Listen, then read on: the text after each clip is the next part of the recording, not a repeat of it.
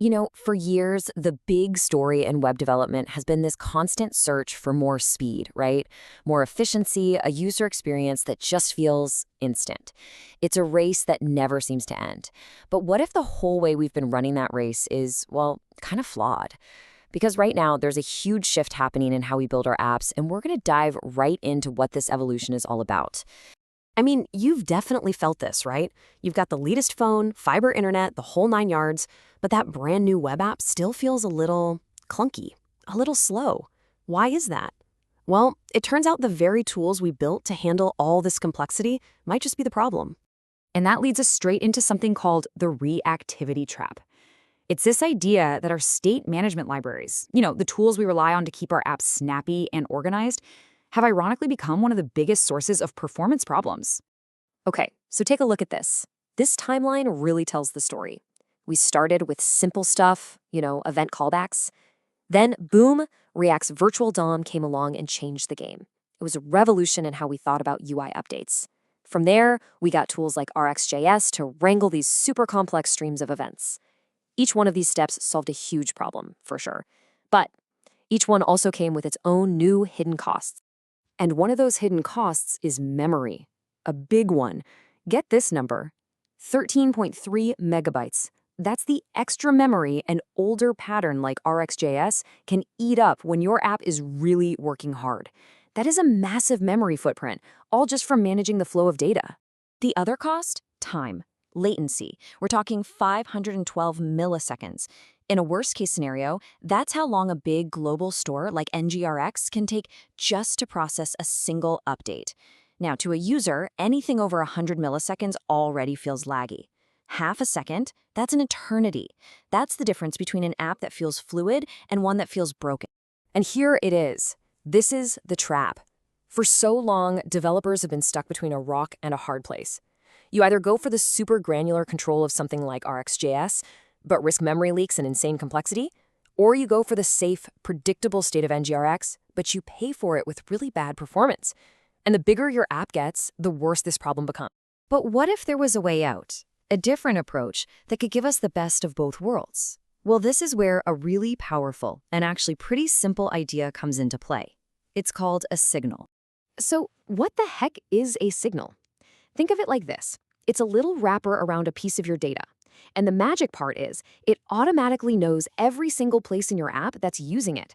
So when that data changes, it doesn't have to shout at the entire application to recheck everything.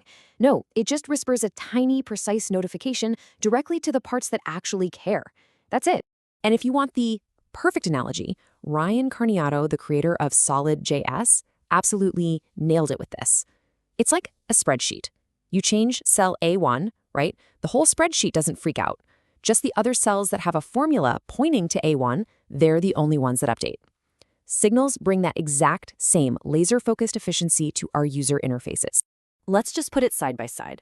The old way, the virtual DOM way, is a ton of work. You update some state, which causes whole components to run again, which builds a brand new virtual tree of your UI, compares that new tree to the old one to see what changed, and then, finally, it updates the screen.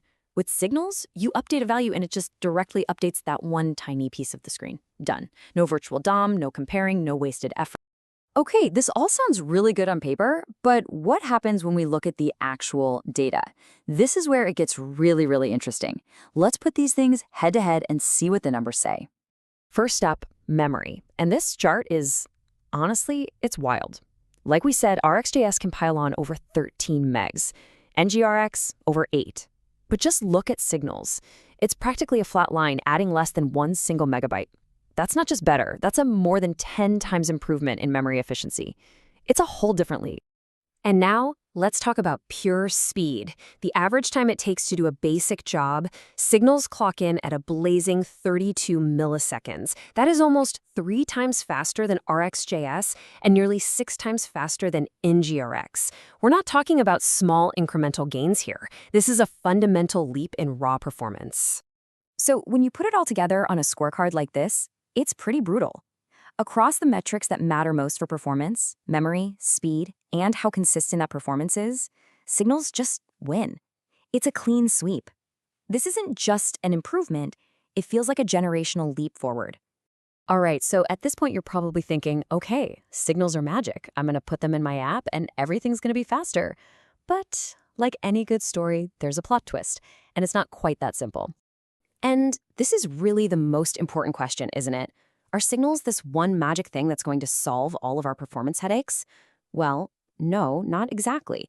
And understanding why is the key to actually getting all these amazing benefits. And here's the reality check coming straight from Ryan Carniato again. He just completely debunks that idea. If you just drop signals into a framework like React that's built on a virtual DOM, you're not guaranteed to get a speed boost. In fact, by adding another layer, you might even slow things down a little. So what's the real magic then? It's not the signals themselves. It's the new architecture that signals make possible. The huge performance win comes from something called fine-grained rendering, which just means we can finally get rid of the virtual DOM and use signals to update the real screen with absolute precision. Signals are the key, but it's the architecture that unlocks the door. And let's be honest, signals aren't perfect in every single category. This chart gives us a much more balanced picture. You can see signals absolutely crushing it on performance and memory. But look over here. NGRX still has a clear advantage when it comes to debuggability. That centralized store makes it way easier to track down bugs in really complex business logic, and that's still super valuable. And we also have to be realistic about the ecosystem, right? Frameworks built around signals, like SolidJS, are amazing, but they're still the new kids on the block. The world around them is still catching up. You're not going to find the massive libraries of components or the huge mature meta frameworks that you're used to in the React world. Not yet, anyway. So, where does all this leave us? We've seen the trap of old-school reactivity, we've seen the incredible promise of signals, and we've seen the reality check beyond the hype. It all points to what's coming next for the web. And the philosophy that's emerging, especially from the SolidJS team, is this: primitives, not frameworks. The idea is, instead of these giant, rigid frameworks that tell you how to do everything, the future is about having a toolbox of small, powerful building blocks, like signals, that let you build exactly what you need, how you need it. So what can you do today? It's pretty simple. Use the right tool for the job. Use signals for what they're amazing at, managing local state in your components. It'll be faster, and you'll write way less code.